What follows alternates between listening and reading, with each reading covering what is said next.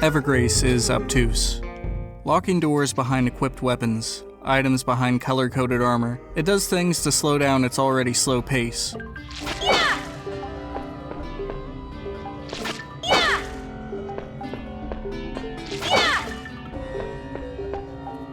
What if you had to wear a blue outfit like this statue to get a key? Fun ideas on paper. Kind of neat for one puzzle, stale and tedious on the second, let alone the fifth. Evergrace is inventive. Combat both is and is not turn-based. Mashing the attack button will attack, but do very little damage. Stamina and health are one and the same. Sounds awful, but in practice works rather well. Using a weapon or a spell with low stamina will make the attack weaker. In turn, having lower health means you have less stamina, also making the attacks weaker. It's not as hindering as you might think. You can run endlessly regardless of stamina, and with normal attacks it refills quickly, with stronger attacks taking a little more time. This makes for real-time turn-based combat. That reminds me a lot of the ATB system from Final Fantasy. Something closer to 12 if you removed gambits, allowing players to have more agency with their actions, dodging and attacking freely in a sense, while also restricting them in a more traditional RPG format.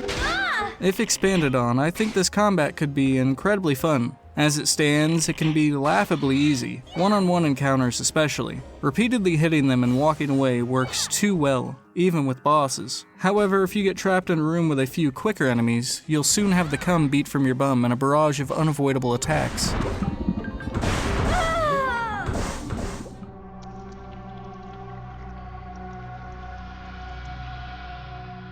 Good ideas, poor implementation aside, I still enjoy the combat in a grindy way. With your level being tied to gear, it gives you this visual element to your strength, essentially getting stronger through fashion souls. As someone who loves getting costumes in games, this really appealed to me. Collecting currency to buy better weapons and armor tickled my endorphins. Evergrace is alien. That statement is the game. Evergrace is alien. In every sense of the word. From its feel, its look, its sound, it is otherworldly. This OST is instrumental in its design, funnily enough, both literally and figuratively. Some tracks use vocals to back up instrumentals in a almost backwards way. It feels very native to this place, and it is integral to its world building. Outside of the game, it's a unique listen, but inside the game, it can become repetitive. One song tied to a fairly long section can become monotonous. However, I think it's intentional. These tracks loop in their levels, not because they are songs to fill the air, but because they are the air. Each track is intrinsically linked to their environment, with aspects of tracks seeming to mimic their respective location. The song that plays in the Human Research Lab has this plinking rhythm to it, like liquid dripping in beakers, leading my mind to conjure even more vague lab imagery.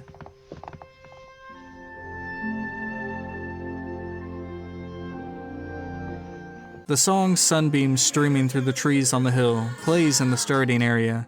The vocals back the instruments. In a lot of ways, it's calming and beautiful, just like the environment. But there's this off-kilter nature to it.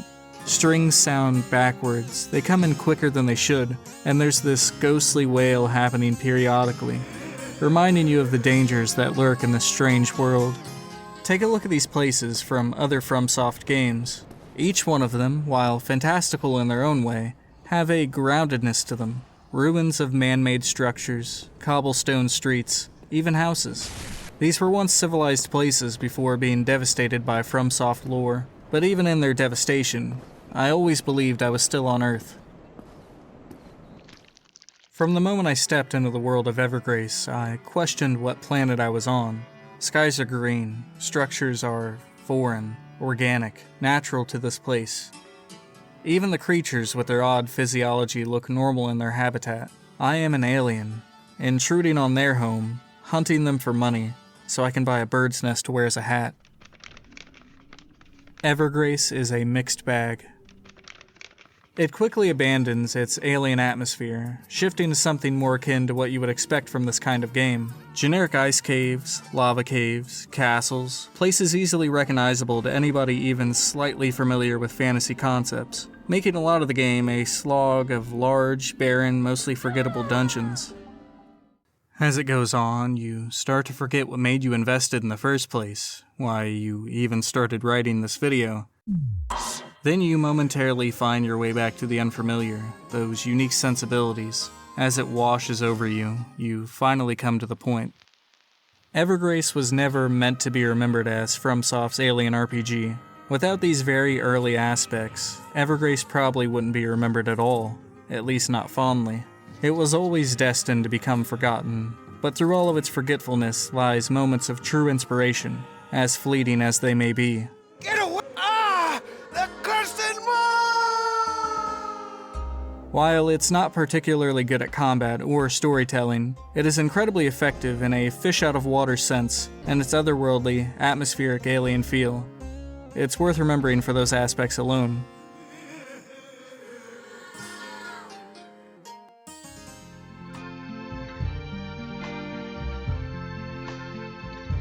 I see skies of green. She sails too. What the fuck is that? What the hell is you? And I think to myself, Run!